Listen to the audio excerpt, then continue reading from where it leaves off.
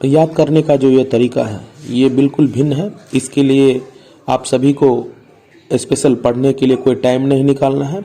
आप जब कोई दूसरे कार्य में व्यस्त हो, खाना बना रहे हो, खाना खा रहे हो, खेल रहे हो या कुछ अन्य काम कर रहे हो, उस समय सिर्फ इसे ऑडियो के रूप में, हेडफोन के रूप को कान में लगा लेना है और सुनना है। आपको ध्यान भी नहीं देना है इन बातों को, बस आपको सुनना है।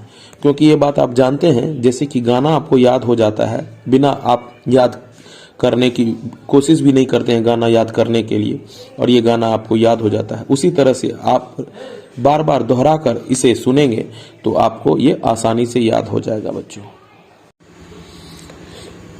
आज का प्रश्न है, पुष्पी पौधों में निषेचन क्रिया का सचित्र वर्णन करें। यह 2017 के बिहार बोर्ड एग्जामिनेशन में 5 मार्क का क्वेश्चन पूछा गया है। इसका उत्तर है, सबसे पहली बात है कि इसका चित्र महत्वपूर्ण है। अगर आप चित्र को समझ लेते हैं जो कि दिया गया है, उसे समझने के बाद आसानी से उत्तर इसका लिख सकते हैं। तो उत्तर इस प्रकार से है, पुष्पी पौधों में परागकणों के वर्तिकाग्र तक पहुंचने की क्रिया के बाद निषेचन की क्रिया होती है। नर युग्मक और मादा युग्मक के संलग्न को निषेचन कहते हैं। परागन वर्तिकाग्र तक पहुंचने के बाद वर्तिकाग्र की सतह से पोषक पदार्थ अवशोषित कर परागनलिका विकसित करता है।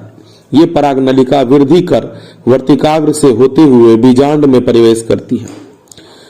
परागनलिका से नर युग्मक निकलकर बीजांड में अवस्थित मादा युग्मक से संलगित हो जाता है। निषेचन के बाद युग्मनज विभाजित होकर भ्रूण के रूप में विकसित हो जाता है। निषेचन के उपरांत अंडाशय फल में और बीजांड बीजों में विकसित हो जाता है। ये पुष्पी पौधों में निषेचन की क्रिया